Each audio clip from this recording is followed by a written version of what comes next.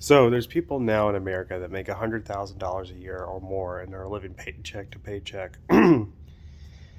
And let me just tell you, if you are not living in San Francisco or New York City or one of those major cities, there is no excuse for that. Okay, unless you got a lot of medical debt, which some people have, and but you can even consolidate that. You can call up the hospital and get it like a month to month thing, and you can even qualify if you make below a certain amount of money. I think if you make below $55,000 a year, you can qualify for. I think if you go to the hospital, they can actually pay for most of your hospital bills. You can look that up, and so I just wanted to talk about this. I've been living on my own since 2015. And when I first got out and moved out on my own in the Atlanta area in 2015, I was making 45 a year, but 45,000 a year, and my rent was like 880 a month or something, 885 a month or something, and I was able to afford to pay rent, food, and have a lot of fun. And just a few short years later, in 2018, um, the average rent in the Atlanta area, even in that apartment complex, was like 1,200, you know, a month. To I think 1,250 for one bedroom. Um, in 2018, and that's when in 2017, that's when I moved with a roommate, and I was paying like 650 a month or whatever for my room, and he was paying like 600 for his room.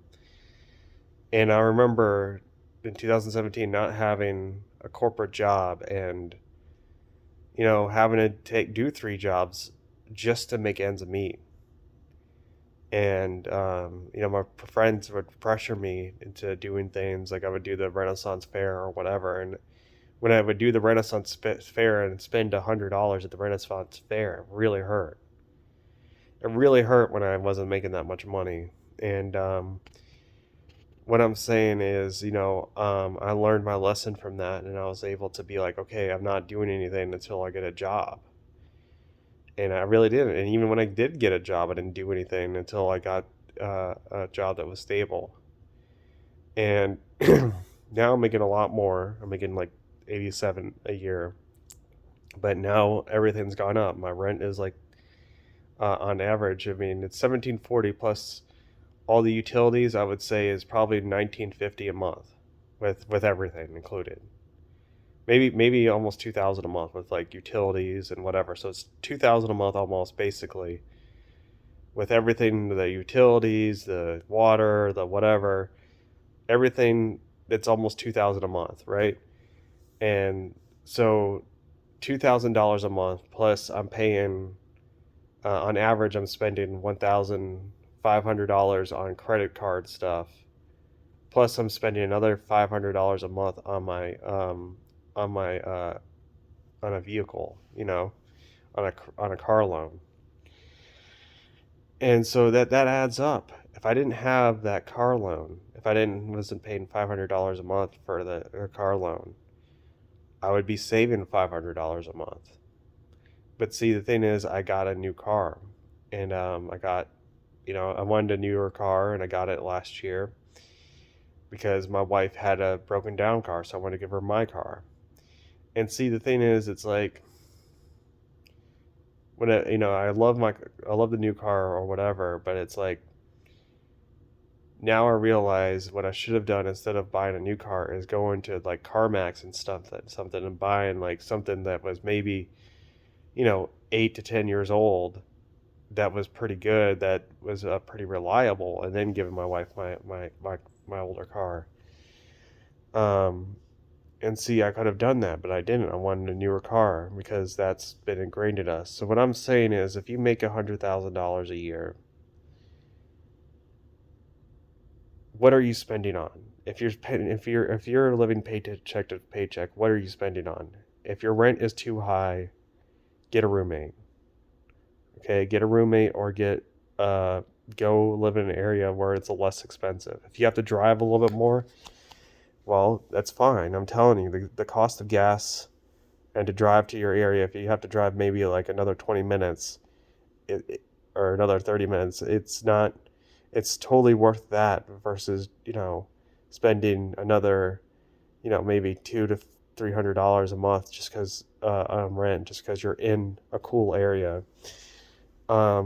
Also, if since the rent is going up, I would suggest buying a house. I just bought a house, and I could have bought a more expensive house, but I bought something that was relatively good in a good area for like 245,000.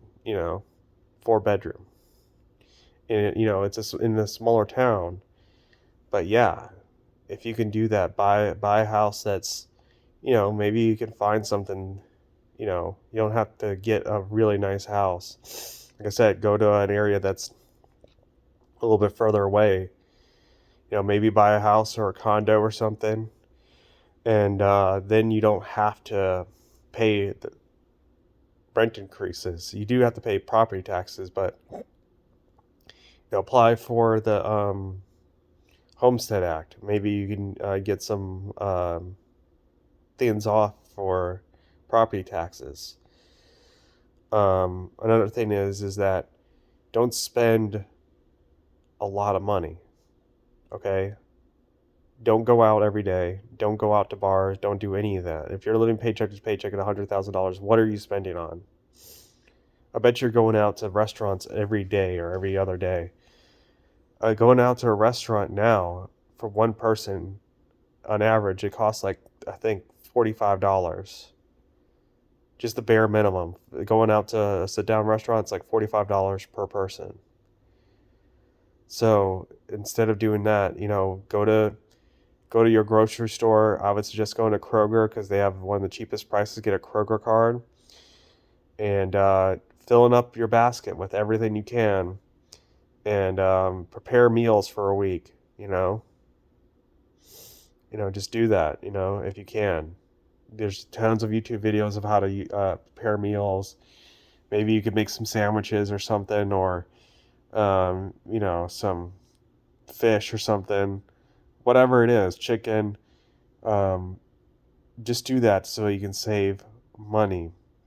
Like I said again, like I'm making do a decent amount, but the rent is so high right now, even where I live. Like I said, I have a 3 bedroom apartment, and I live with my wife, and it's really expensive, just the rent. Before, the rent was only like maybe 1,100 or 200 at the most. But you add all these hundreds of dollars, and it's a lot of money. Uh, so just really think about, like, okay, where do I want to live? What am I spending on? Um, I bet you're spending a lot of money on going out to eat. If you have a credit card, pay it off because the interest rates are going to go up. Try to pay it off every month. If not, pay most of it off every month, and that will decrease your what you're spending. And please, for the love of God, do not do more than you can. Like if you are living paycheck to paycheck at $100,000 a year, don't go out to the movies. Don't go out to dinner. Don't do any of that for like 3 or 4 months and watch how much you save money. Because I've done it before, and just watch how much you save money. Like you'll be like, wow, I'm actually saving a lot of money. And if you're actually going out to Kroger and buying all these groceries, do that. Because I've been in situations where I've lost my job or whatever, and you need at least 3 or 4 months of savings for anything that happens. I mean, I have a little bit more of that in Vanguard, but right now in my savings in my checking account, if I were to lose my job today, you know, even with unemployment, I could last about 2 months. So that's what you need, at least 2 to 3 months, if not more, of savings. So It's not inflation. It's not any of this stuff. It's just our spending habits. Peace.